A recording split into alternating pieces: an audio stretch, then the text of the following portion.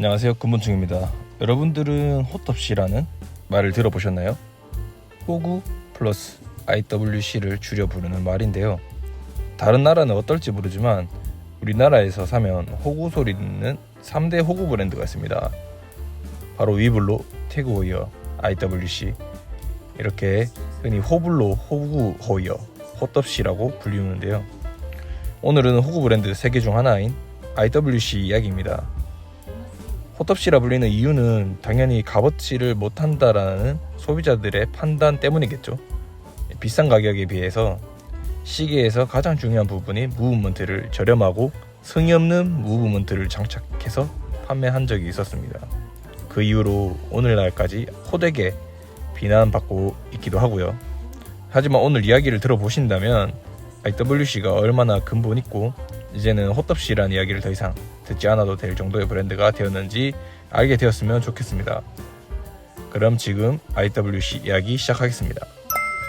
IWC는 현재 스위스 샤프하우젠에 본사가 위치하고 있으며 스위스 브랜드이지만 그 회사 설립자는 미국에서 날아온 플로렌틴 존스라는 사람에서부터 1868년에 시작된 브랜드입니다. 플로렌틴 존스는 미국 보스턴의 유명한 시계 회사였던 이 하워드에서 근무하던 엔지니어 및 시계 제작자였습니다. 능력이 워낙 출중하여서 20대부터 회사의 이사이자 관리자로서 근무했는데요.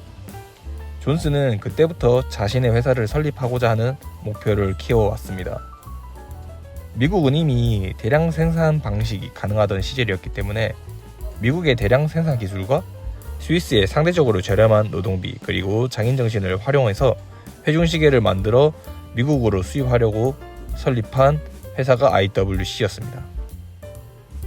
기존의 스위스 시계 공방들은 그때 당시엔 대부분 뉴샤텔에 위치하고 있었기 때문에 존스는 뉴샤텔에서 시작을 하려고 했으나 존스의 비전통적 시계 제작 스타일과 외지인이라는 인식 때문에 뉴샤텔의 스위스 시계 커뮤니티에 정착하기가 쉽지 않았습니다. 왜냐하면 그 시절의 스위스의 시계 공방들은 아직까지 수공예적인 방식으로 시계를 제작하고 있었는데요. 여기서 존스는 한 명의 은인을 만나게 됩니다. 요한 하일리 모저입니다. 당시 존스는 스위스의 요한 하일리 모저라는 사업가에 의해 스위스에 정착할 수 있었는데요. 여기에서 하일리 모저는 바로 오늘날 모저 NC를 설립한 사람이며 샤프하우젠 지역에서 태어난 요한 하일리 모저는 이미 1828년부터 H 모저라는 이름의 시계 회사를 여러 운영한 바가 있었고 1866년에는 라인강의 수력댐을 건설하는 프로젝트에도 참여한 사업가였습니다. 모저는 존스가 샤프하우젠 지역에서 시계를 생산하는 기계를 가동할 수 있도록 동력을 공급하는 시스템을 제공하고 공장을 빌려줌으로써 창업하는 데 직접적인 도움을 주었습니다. 이렇게 모저의 도움으로 1868년 인터내셔널 워치 컴퍼니를 설립했습니다. 이 일이 일사천리로 술술 풀리자 존스는 공격적인 투자를 감행하면서 미국식 공장 경영으로 직원을 196명까지 늘렸으며 연간 10,000개 정도의 시계를 생산할 수 있는 규모로 회사의 규모를 늘려갔습니다. 이렇게 존스는 시계 제작을 시작하며 1870년 최초의 존스 칼리버를 제작하게 되는데요. 당시 스위스에서 생산하던 핑거 브릿지의 형태가 아닌 3/4 플레이트를 사용한 방식의 칼리버를 만들어내게 됩니다. 이 방식은 미국에서도 널리 사용했던 방식이라고 하는데요. 개인적으로 샤프하우젠이 독일과 맞닿아 있었던 것만큼 독일의 자부심인 랑의 영향도 어느 정도 받았다고 저는 추측을 해봅니다. 하지만 여기에서 생각지 못한 변수에 존스는 큰 타격을 입게 되는데요. 변수는 바로 미국이 스위스산 시계에 높은 관세를 매기는 바람에 미국 수출의 길이 막혀버리게 됩니다. 이후에 자금이 부족하여 스위스의 요하네스 라우센바흐에게 IWC를 매각하고 그렇게 존스는 미국으로 다시 돌아가게 됩니다. 여기서 요하네스 라우센바흐는 샤프하우젠의 엔진을 전문적으로 제작하는 가문이었는데요. 요하네스 라우센바흐 가문이 IWC를 인수하며 본격적인 역사가 시작되게 됩니다. 요하네스 라우센바흐가 인수한 뒤 1885년 IWC는 폴 베버 시스템을 장착한 최초의 디지털 디스플레이 회중시계를 제작해내는데요. IWC의 시계 기술자 요셉 폴 베버가 고안해낸 시계입니다. 시와 분침이 바늘이 아닌 숫자만으로 시와 분을 표시한 최초의 디지털 방식의 시계였습니다. 개발자 이름을 따 폴 베버 시계라고 오늘날 불리우고 있습니다. 요하네스 라우젠바흐 가문의 첫째 사위는 세계적으로 유명했던 심리학자 칼 융이었는데, 이 때문에 칼 융도 한때는 IWC의 이사로 재직한 바 있습니다. 1929년부터는 요하네스 라우젠바흐 쉔크의 둘째 사위인 에른스트 자콥 험버거가 칼 융의 주식을 모두 인수해 단독으로 IWC 소유주가 되었고, 이후 IWC는 1936년 최초의 파일럿 시계가 된 마크 9, 그리고 더티 더즌, 그리고 1939년 항해를 위한 포르투기즈, 그리고 1940년 오늘날의 빅 파일럿이라고 불리는 시계의 시초 독일 공군의 비우렌을 제작하며 전성기를 이어갔습니다. 여러분들께서는 더티 더즌이라는 말을 들어보셨나요? 세계 2차 대전 당시 영국은 군용 시계를 최대한 빠른 시간 내에 대규모 수급을 필요로 했었습니다. 이를 위해 무려 스위스와 영국의 12개의 시계 회사들이 참여하여 시계를 제작했습니다. 그리고 영국 정부가 제시한 스펙인 기본적인 방수 성능, 야간 기능, 그리고 높은 정확도의 무브먼트를 탑재한 필드워치 그리고 항공시계들을 제작했습니다. 이때 생산된 시계들을 두고 더티 더즌이라고 부르고 있습니다. 더티 더즌을 만든 회사는 뷰렌, 시마, 에트나, 그라나, 예그르쿨투르, 르마니아, 론진, IWC, 오메가, 레코드, 티모르, 어텍스라는 회사들이 포함되어 있습니다. 더티 더즌은 전부 같은 스펙을 기반으로 두고 있지만 로고와 소소한 디테일은 브랜드마다 약간 다를 수 있습니다. 더티 더즌은 일반적으로 이렇게 생긴 시계를 말하고요. IWC의 마크 10이 더티 더즌에 해당합니다.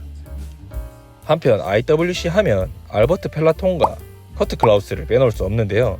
알버트 펠라톤은 스위스 르루크레 시계 제조 가문의 자손이었는데 바쉐론 콘스탄틴에서 정식 워치메이커로서 재직하다 IWC로 이직하여 22년간 IWC의 기술 책임자로 역임한 인물입니다.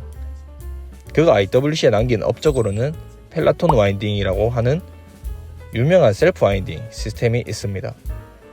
그 당시 단방향 로터가 일반적인 시계들이었는데요. 그런 때에 양방향 와인딩 시스템을 개발했고, 지금까지도 IWC 대부분의 무브먼트는 펠라톤 와인딩 시스템을 탑재하고 있습니다. 알버트 펠라톤이 펠라톤 와인딩을 달고 처음으로 만든 인하우스 무브먼트가 칼리버 81이고 이후 업그레이드된 칼리버 89를 탑재하여 마크 11을 발매했습니다. 그렇게 펠라톤은 IWC의 마크 시리즈 시작을 알린 인물이기도 하지요. 그 뒤로 커트 클라우스는 1957년 IWC에 입사를 했고 알버트 펠라톤의 제자로서 IWC의 기술 책임자로 근무했는데요. 현재도 IWC의 전설의 워치메이커입니다. 커트 클라우스도 전설의 워치메이커가 되기 전까지 여정이 그렇게 순탄치 않았는데요. 입사 후 얼마 지나지 않아 커트 파동으로 인해 시계 기술자들이 줄줄이 퇴사하고 회사는 점점 규모를 줄이기 시작했습니다. 그러다 결국 IWC는 VDO라는 회사에 인수당하게 됩니다. 당시 VDO는 자동차 계기판에 필요한 장치들을 만들던 회사였는데 자동차용 쿼츠 시계를 제작하여 꽤나 큰 돈을 벌었고, 마침 매물로 나와 있던 IWC와 예거르 쿨투르를 인수합니다. 이후 VDO가 쿼츠 시계를 전담하게 되었고, 당시 럭셔리 시계 브랜드들은 쿼츠 파동에서 살아남기 위해 컴플리케이션 시계 제작에 몰두하던 시기였습니다. 그 물결에 힘입어 커트 클라우스에게도 컴플리케이션을 제작하라는 특명이 내려왔고, 그렇게 IWC의 명기인 다빈치 컴플리케이션 3950을 만들어내게 됩니다. 3950은 IWC를 단번에 컴플리케이션 제작 가능한 럭셔리 브랜드 이미지로 끌어올려주는데 큰 기여를 한 모델입니다. 다빈치 3950이 얼마나 대단한 무브먼트였냐면 당시 시계 기술력의 끝판왕급이었던 크로노그래프 기능에 500년간 달력을 맞추지 않아도 될 퍼페추얼 캘린더 기능까지 합쳐진 시계입니다. 이때 제작된 퍼페추얼 캘린더 모듈들은 이후 하이엔드 브랜드 에보슈를 제작하던 예거 르쿨트르에도 함께 사용하고 있는 모듈입니다. 시간이 흘러 컴플리케이션 모델을 주축으로 성장하던 고급 기계식 시계 시장이 2000년쯤에 다시 위축되면서 IWC는 이번엔 리치몬트 그룹에 합류하게 되는데요. 당시 리치몬트 그룹은 매출 성장에 한계가 오다 보니 매출이나 이익을 증가시키기 위한 해답을 IWC에서 찾게 되는데요. 개인적으로 이 시기가 오늘날 IWC가 헛덥시라는 굴욕을 당하기 시작했던 시기라고 생각합니다. 그 이유는 2000년 초 고급 시계 시장 침체기가 오면서 각 브랜드들이 매출을 증가시키기 위해 스틸 시계에 주력하기 시작했던 시기인데요. 당시 리치몬트에 속한 고급 브랜드 중 접근 가능한 가격대와 헤리티지 등을 갖고 있고 스틸 시계 판매 전략이 잘 먹힐 만한 브랜드는 그룹 내에서 IWC가 유일했을 거라고 봅니다. 거기다가 이 시기에 에타 파동까지 겹치면서 IWC의 주력 엔트리 라인에 쓸 무브먼트가 없어졌고 여기에 셀리타 무브먼트를 대체하면서 많은 소비자의 질타를 받게 됩니다. 여기서 에타 파동은 스와치 그룹 소속 무브먼트 제작 회사인 에타가 무브먼트를 그룹 외 브랜드들에게 더 이상 판매를 하지 않겠다고 선언하면서 에타 무브먼트의 씨가 말라버린 사건입니다. 이후 많은 소비자들의 비난이 이어지자 IWC는 자사 매뉴팩처 인하우스 개발에 많은 심혈을 기울이고 있고 엔트리 라인업에도 그룹 내로부터 인하우스 무브먼트를 제공받아 점점 전 모델들을 인하우스 매뉴팩처링화하고 있습니다. 여기서 그룹 내 자회사로부터 받은 무브를 쓰는 게 무슨 인하우스냐라고 하실 수 있지만 개인적인 생각으로는 오히려 그룹 내 회사 무브먼트를 사용하는 게 IWC 가격 상승을 억제한다고 저는 생각을 하고 있습니다.